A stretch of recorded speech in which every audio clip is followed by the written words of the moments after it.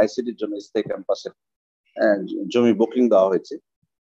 প্রজেক্টের নাম এমসিডি।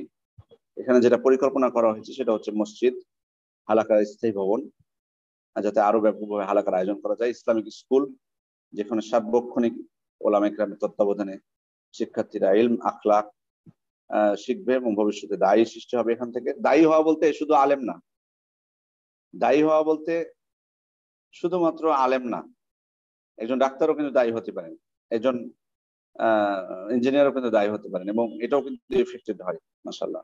উন্মুক্ত লাইব্রেরি, রেকর্ডিং স্টুডিও।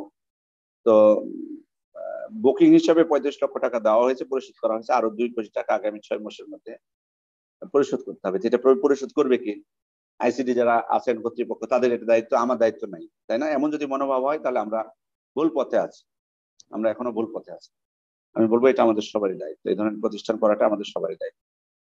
এটা কখনোই এটা মনোভাব নেবেন না, বরং এই মনোভাব করুন যে এটা আমাদের প্রতিষ্ঠান, আমাদের প্রতিষ্ঠান আমাদেরকে করতে হবে।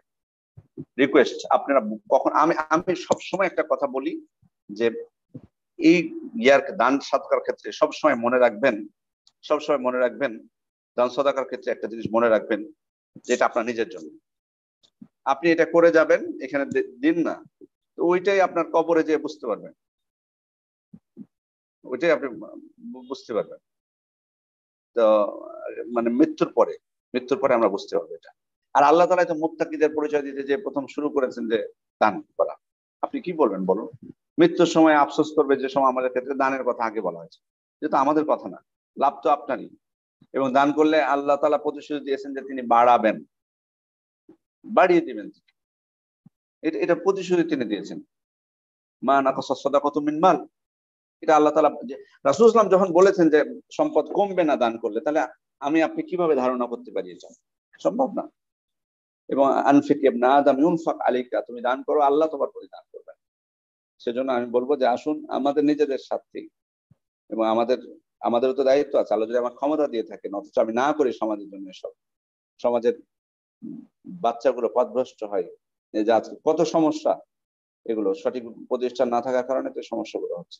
ভালো মানের যদি একটা স্কুল করা হয়, সেখানে যদি ভর্তি হয়, আপনি নৈতিকতা শিক্ষা দেন, কি হবে যদি নৈতিক শিক্ষা না পায় একটা বাচ্চা? আপনার বাচ্চা, আপনি অনেক আছে না যে আপনারা দিতে ভয় পাচ্ছেন, স্কুলগুলোতে ভয় পাচ্ছে, দিতে চাচ্ছে না।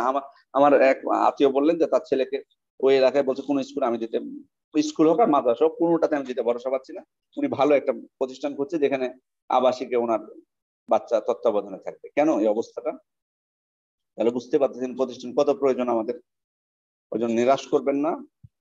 আমার মানে ওনাদেরকে যাতে চাইতে না হয়, বারবার যাতে বলতে না হয়, বরং নিজেদের উদ্যোগে আসুন, এগিয়ে আসুন আল্লাহ।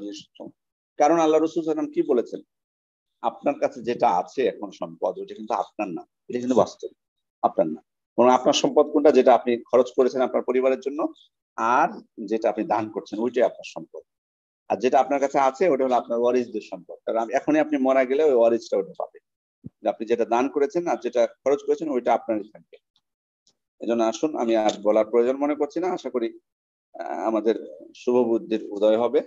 আল্লাহ আমাদেরকে হেফাজত করুন। সুবহানাকাল্লাহুম্মা ওয়া বিহামদিকা আশহাদু আল্লা ইলাহা ইল্লা আনতা আস্তাগফিরুকা ওয়া আতুবু ইলাইক। আসসালামু আলাইকুম ওয়া রাহমাতুল্লাহি ওয়া বারাকাতুহু।